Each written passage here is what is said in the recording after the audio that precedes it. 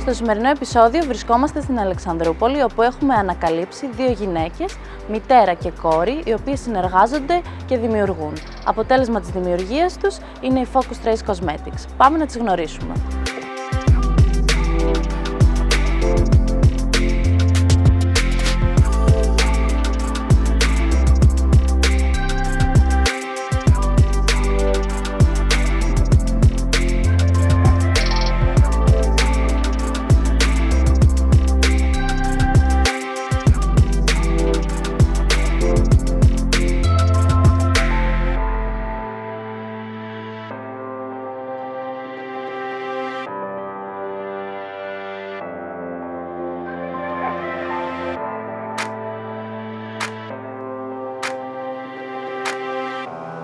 Κυρία Ελένη, σας καλωσορίζω στη σειρά Regional Women Innovators, που αφιερώνεται στις γυναίκες που επιχειρούν και καινοτομούν στην ελληνική επαρχία.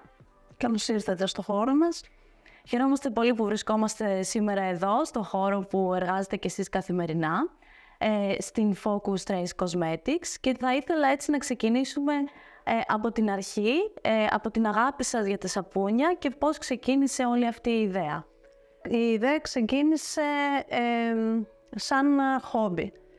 Αφού έφτιαχνα στο σπίτι σαπούνια για δικιά μας χρήση, για φίλους γνωστούς και τα χαρίζαμε, κάποια στιγμή σκεφτήκαμε, μας ήρθε η ιδέα με το σύζυγό μου να ανοίξουμε ένα μικρό χώρο μέσα στην πόλη, στον οποίο και θα φτιάχναμε τα σαπούνια και παράλληλα θα τα πουλούσαμε στον εκθεσιακό χώρο, στο μαγαζί της Λιανικής.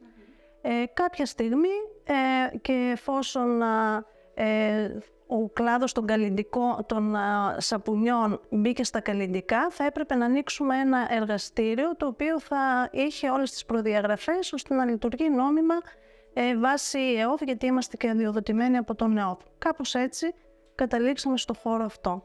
Έγιναν τα πρώτα βήματα δηλαδή για να φτάσουμε σήμερα εδώ που βρισκόμαστε.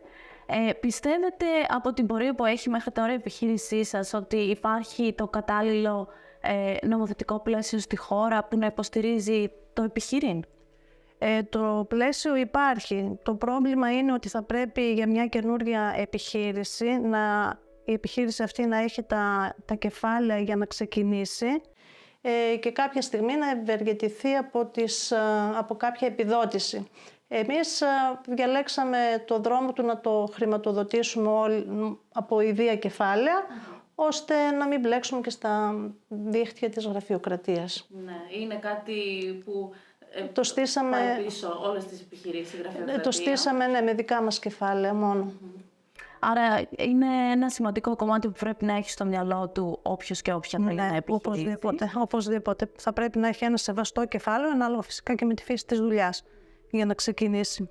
Συγκεκριμένα τώρα βρισκόμαστε στην Αλεξανδρούπολη και πιστεύω ότι έχετε μια πολύ καλή εικόνα για το πώς είναι να επιχειρεί κανείς στην ελληνική επαρχία. Αν έχει κάποιες δυσκολίες τις οποίες αντιμετωπίσετε κι εσείς και μπορείτε να μοιραστείτε μαζί μας. Οι δυσκολίες είναι πολλές. Μέχρι να μπει σε μια σειρά η δουλειά είναι πολλές. Και επειδή εμείς είμαστε μια μικρή επιχείρηση, δεν μπορείς να έχεις για κάθε τομέα της παραγωγής και κάποιο άτομο. Λειτουργεί σαν πολυεργαλείο ουσιαστικά. Από την παραγγελία, δηλαδή ξεκινάς από την παραγγελία των πρώτων υλών, προχωράς στην παραγωγή, στη συσκευασία, στην τιμολόγηση, στην αποστολή, στον καθαρισμό του χώρου όλου. Πρέπει να τα κάνεις όλα εσύ, μόνος σου. για αρχή. Ναι, καταλαβαίνω ότι αν κάποιος θέλει να επιχειρήσει, πρέπει να έχει στο μυαλό του ότι υπάρχουν πολλά στάδια στα οποία θα αναλάβει και ο ίδιος, θα σηκώσει τα μανίκια για να μπορέσει να τα καταφέρει. Θέλει πολλή δουλειά, θέλει υπομονή, επιμονή και εργατικότητα. Η πόλη της Αλεξανδρούπολης αυτά τα τελευταία χρόνια που δραστηριοποιείστε έχει αγκαλιάσει αυτή την πρωτοβουλία? Ναι, την έχει αγκαλιάσει, μας στηρίζει πάρα πολύ και ευχαριστούμε όλους τους πελάτες μας. Ωραία. Θα ήθελα στο σημείο αυτό να περάσουμε και στο κομμάτι της οικογένειας, γιατί γνωρίζω ότι πλέον είναι μια οικογενειακή επιχείρηση. Εργάζεστε εδώ μαζί με την κόρη σας και αν θέλετε να μας πείτε λίγα λόγια για αυτό, πόσο εύκολο ή δύσκολο είναι και πώς το βιώνετε καθημερινά. Με έχει βοηθήσει πάρα πολύ η κόρη μου σε αυτό το κομμάτι, κυρίως το κομμάτι του social media, της επικοινωνίας με πελάτες καινούριους.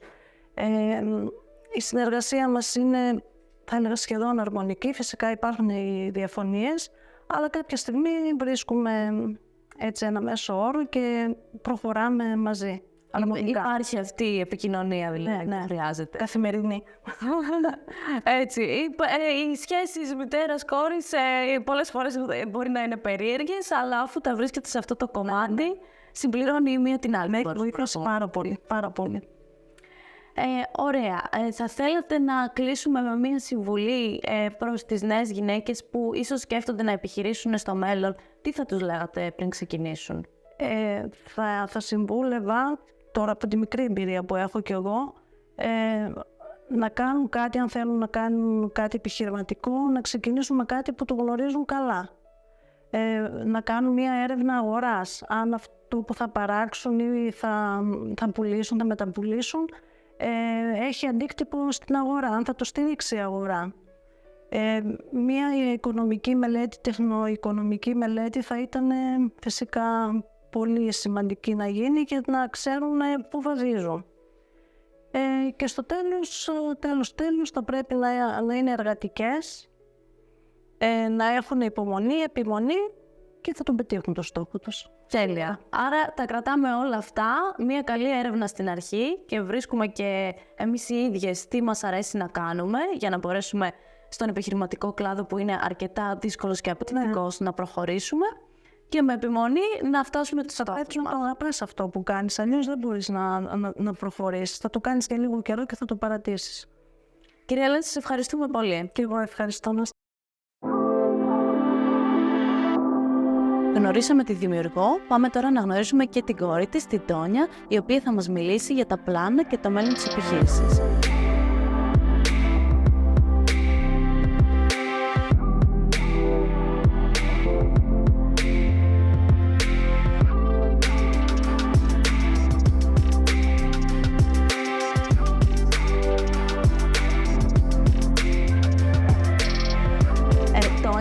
Συζητήσαμε με τη μητέρα σου, μας διηγήθηκε όλη την ιστορία για την έμπνευσή της και την αγάπη της για τα σαπούνια που την οδήγησε στο να ξεκινήσει τη δικιά της επιχείρηση και ήθελα έτσι να μοιραστείς και εσύ μαζί μας τι σε φέρνει σήμερα εδώ. Η δική μου ανασχόληση με την οικογενειακή επιχείρηση ξεκίνησε κάποια χρόνια μετά την ίδρυσή της. Οι βασικές μου σπουδές και το μεταπτυχιακό που έκανα στο εξωτερικό είναι πάνω σε ένα άλλο αντικείμενο. Αλλά πολύ πρόσφατα, επειδή ακριβώς ήθελα να ασχοληθώ σοβαρά με την οικογενειακή επιχείρηση και την παραγωγή φυσικών καλλιτικών, αποφάσισα να δώσω κατατακτήρης και να περάσω στο τμήμα Μοριακής Βιολογίας και Γενετικής. Γενικότερα, για τη λειτουργία του εργαστηρίου, του χώρου μας εδώ που βρισκόμαστε, είναι απαραίτητο ένα πτυχίο χημικού, είτε φαρμακοποιού, είτε μοριακού βιολόγου, ώστε να μπορεί να λειτουργεί μόνιμα το εργαστήριο, βάσει συγκεκριμένων προϋποθέσεων, που μας επιβάλλει ο νόμος και ο Εθνικός Οργανισμός Φαρμάκων. Έτσι ήταν μονόδρομος το τμήμα της Μοριακής Βιολογίας και Γενετικής και πέρα από αυτό σίγουρα θα ήθελα να στηρίξω και επιστημονικά τις μελλοντικές μας δράσεις, τα προϊόντα που ήδη παράγουμε, όπως επίσης και κάποια άλλα προϊόντα που θέλουμε να παράξουμε στο μέλλον. Πήρες έτσι λοιπόν αυτή την απόφαση να κάνεις μία στροφή σε αυτό που είχες ξεκινήσει ήδη να σπουδάζεις και να ασχολείσαι, για να μπορέσει να στηρίξει την επιχείρηση, η οποία βασίζεται κατά βάση στην προσωπική σας δουλειά και ενασχόληση. Σωστά. Θα ήθελα να σε ρωτήσω πώς βιώνετε το γεγονός ότι είναι μια επιχείρηση της περιφέρειας, αν αντιμετωπίζετε κάποια προβλήματα ή δυσκολίες ή αν σας έχει αγκαλιάσει η πόλη της Αλεξανδρούπολης, οπότε κάπως έτσι σας τα θυμίζετε όλο αυτό. Κοίταξε, βλέποντας το χάρτη μπορεί εύκολα να καταλάβει κανείς ότι βρισκόμαστε πολύ μακριά από τα αστικά κέντρα.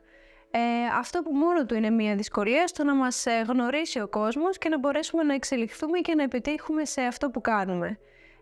Ένας μεγάλος βοηθός σε όλη αυτή την προσπάθεια φυσικά είναι το ίντερνετ και τα social media, αλλά φυσικά δεν μπορούμε να στηριχθούμε 100% πάνω σε αυτά. Αυτό που ίσως αποζητούμε είναι ίσως κάποιες επαφές.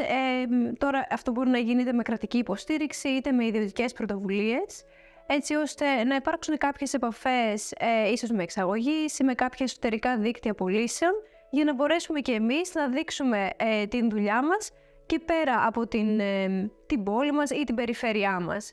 Συγκεκριμένα η Αλεξανδρούπολη έχει αγκαλιάσει τα προϊόντα μας και πλέον μας γνωρίζουν και ως εταιρεία και ως κατάστημα λιανικής.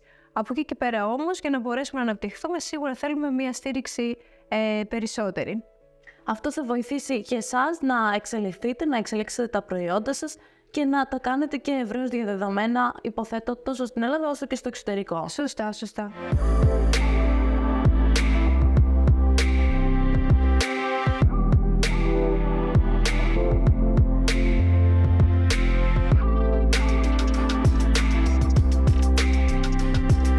Στις μέρες μας, ιδιαίτερα με την εξέλιξη της τεχνολογίας, βλέπουμε ότι για να επιχειρήσεις, για να καινοτομήσεις, χρειάζεται να βρεις εναλλακτικά εργαλεία.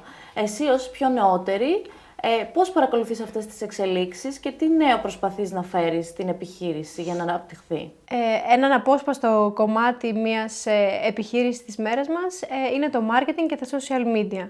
Οπότε από εκεί που δεν υπήρχε σχεδόν καθόλου η παρουσία μας στα μέσα κοινωνικής δικτύωσης, πλέον μπορώ να πω ότι έχει γίνει μια καλή αρχή και προσπαθούμε να το συνεχίσουμε με αυτόν τον τρόπο. Βέβαια, η επιστημονική στήριξη όλων αυτών που κάνουμε είναι απαραίτητη, διότι είμαστε και σε ένα χώρο όπου υπάρχουν κανονισμοί, υπάρχουν νόμοι και τρόποι λειτουργίας. Συνεπώς, με το πτυχίο της μοριακής θα μπορεί να συμπληρωθεί και αυτό το κομμάτι. Βλέπω λοιπόν από την απάντησή σου ότι σαν επιχείρηση έχετε προσηλωθεί και στη συνέπεια να παράγετε ένα καλό και ποιοτικό προϊόν, αλλά και στο να προσπαθείτε να βρίσκεστε κοντά στο αγοραστικό κοινό, να δείτε και τι ανάγκες υπάρχουν, ώστε να μπορείτε να προσαρμοστείτε. Πάντα πρέπει να ακούμε το κοινό, τις ανάγκες του και βάσει αυτού να παράγουμε και τα αντίστοιχα προϊόντα. Τα τελευταία χρόνια υπάρχει μεγάλη συζήτηση για την έμφυλη ισότητα, για τα δικαιώματα των γυναικών και την ισότητα γενικότερα στον χώρο εργασίας. Θα ήθελα να ρωτήσω εσύ κατά πόσο το έχεις αντιληφθεί αυτό από τη δικιά σου εμπειρία, αν έχεις δει κάποια αλλαγή, αν συναντάς γυναίκες επιχειρηματίες και αν πιστεύεις ότι είναι εύκολο για μια γυναίκα σήμερα στη χώρα μας να επιχειρήσει. Εύκολο δεν είναι, είτε είσαι άντρας είτε είσαι γυναίκα. Υπάρχουν πάρα πολλά εμπόδια που μπορούν να μπουν μπροστά σου για να ξεκινήσεις, πόσο μάλλον να συνεχίσεις και να επιτύχεις στο επιχειρήν. Από εκεί και πέρα προσωπικά δεν έχω βιώσει κάποια ανισότητα που να σχετίζεται συγκεκριμένα με το φίλο μου, αλλά θεωρώ πως αυτό έχει συμβεί διότι και εγώ και η μητέρα μου έχουμε μία συνέπεια, όπως είπες πριν, σε αυτό που κάνουμε. Οπότε είναι ο τρόπος που αντιμετωπίζουμε τα πράγματα και τους ανθρώπους συνεργάτες που έχουμε και με τον ίδιο τρόπο μας αντιμετωπίζουν και εκείνοι. Με άλλες γυναίκες επιχειρηματίες που έχω μιλήσει σε άλλους κλάδους, ίσως πιο πολύ της τεχνολογίας ή των οικονομικών. Που είναι και πιο ανδροκρατούμενη. Σωστά, είναι πιο ανδροκρατούμενη η κατάσταση εκεί, οπότε σίγουρα θα υπήρχαν και περισσότερα περιστατικά ανισοτήτων και διακρίσεων ίσως. Τι θα συμβούλευε σε μια νέα κοπέλα που ψάχνει να βρει τι θα κάνει στο μέλλον και σκέφτεται να επιχειρήσει, έχει κάποια ιδέα, αλλά δεν έχει βρει ακόμα τον τρόπο ή τη μέθοδο για να κάνει το πρώτο βήμα? Για μένα πολύ σημαντικός είναι ο προγραμματισμός.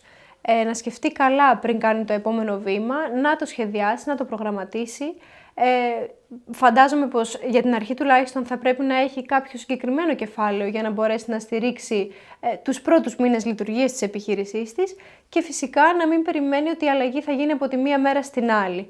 Θέλει συγκεκριμένη δουλειά, μικρά βήματα και θα έλεγα μικρά και σταθερά βήματα, ώστε να φτάσει σε ένα καλό σημείο για να πει ότι έχει επιτύχει και έχει πάει ένα βήμα παρακάτω.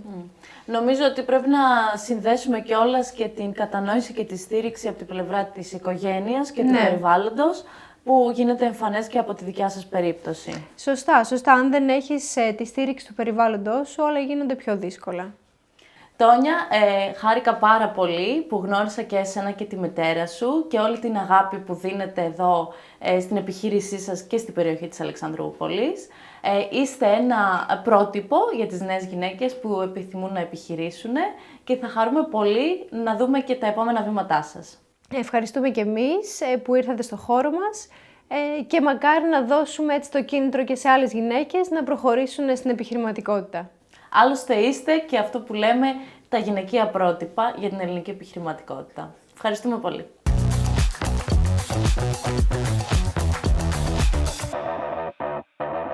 Σε αυτό το επεισόδιο βλέπουμε πώς μια οικογενειακή επιχείρηση μπορεί να ενσωματώσει τις αρχές της βιωσιμότητας. Τι είναι βιωσιμότητα για μια επιχείρηση? Είναι να μπορεί να βλέπει τη θέση της στο παρόν και στο μέλλον, στον κλάδο στον οποίο δραστηριοποιείται, και αυτό πιστεύω ότι θα πρέπει να είναι το α και το ω για κάθε επιχείρηση. Οι μικρομεσαίες επιχειρήσεις δεν εξαιρούνται από αυτό, γιατί καλούνται να λειτουργήσουν σε ένα αρκετά απαιτητικό περιβάλλον, προσπαθώντας να διατηρήσουν την ανταγωνιστικότητά τους στο παρόν, αλλά και τη θέση τους στο μέλλον. Οι όροι του ESG σίγουρα δεν μπορούν να εφαρμοστούν πρακτικά όπως εφαρμόζονται στις μεγάλες επιχειρήσεις, όμως η λογική είναι η ίδια. Δηλαδή, πώς αυτές οι επιχειρήσεις μπορούν να θέσουν τους στόχους τους πάνω σε όρους όπως έχει να κάνει με το περιβάλλον, την κοινωνία και την εσωτερική λειτουργία. Παραδείγματος χάρη, στον τομέα του περιβάλλοντος, οι καταναλωτικές τάσεις είναι πολύ μεγάλες σε σχέση με ό,τι έχει να κάνει με προϊόντα φιλικά προς το περιβάλλον, τα οποία αυτά ο κόσμος τα ανταμείβει και συγχρόνως είναι διατεθειμένος να πληρώσει και κάτι παραπάνω σε σχέση με κάποια άλλα προϊόντα. Επίσης, η κλιματική αλλαγή είναι αυτή η οποία κινεί τις επιχειρήσεις στο να λειτουργήσουν σε δύο επίπεδα. Στο πρώτο επίπεδο έχει να κάνει με το πώς βλέπουν την ίδια τους τη λειτουργία και το αποτύπωμά τους, αλλά και σε ένα δεύτερο επίπεδο πώς θα μπορέσουν να ενσωματώσουν στη λειτουργία τους ή εφόσον μπορούν και στα προϊόντα τους βιώσιμα υλικά, ώστε να εξυγχρονιστούν και να αναπτύξουν νέα προϊόντα. Στο κομμάτι της κοινωνίας είναι σημαντικό να έχουμε στενές επαφές με την τοπική κοινωνία στην οποία δραστηριοποιούμαστε, μιας και οι σχέσεις που έχουμε με τους πελάτες, με τους δήμους, με τους θεσμούς και ίσως και με δυνητικούς συνεργάτες μας κάνει πιο ανθεκτικούς και βιώσιμους σε περιόδους κρίσεων. Και στο κομμάτι της λειτουργικότητας, που θεωρώ ότι είναι και το μεγαλύτερο πλεονέκτημα των μικρομεσαίων επιχειρήσεων, είναι σίγουρα η ευελιξία τους και το ότι μπορούν άμεσα να διορθώσουν πράγματα στη λειτουργία τους, να εφαρμόσουν νέες ιδέες και καινοτομίες στα προϊόντα τους και αυτό να το δουν άμεσα στην αποδοτικότητά τους και στην κερδοφορία τους. Θα έλεγα λοιπόν ότι είναι σημαντικό να ενημερώνονται συνεχώς, να βλέπουν τις νέες τάσεις που είναι στον κλάδο τους, να μπορούν να βλέπουν πρακτικές που γίνονται στην Ελλάδα ή ακόμα και στο εξωτερικό και μόνο έτσι θα μπορούν να έχουν νέες ιδέες τις οποίες θα τις οδηγήσουν στα επόμενά τους βήματα. Συνολικά λοιπόν για μια επιχείρηση θεωρώ ότι είναι καλό να βλέπει τα ESG κριτήρια τα οποία την επηρεάζουν, αλλά και αυτά που μπορεί να επηρεάσει εκείνη θετικά και να τα βάλει σαν βασικές προτεραιότητες στον πυρήνα της επιχείρησής της, έτσι ώστε να μπορεί να προχωρήσει, να εξελίσσεται και να εξυγχρονίζεται και να έχει ανθεκτικότητα στο μέλλον.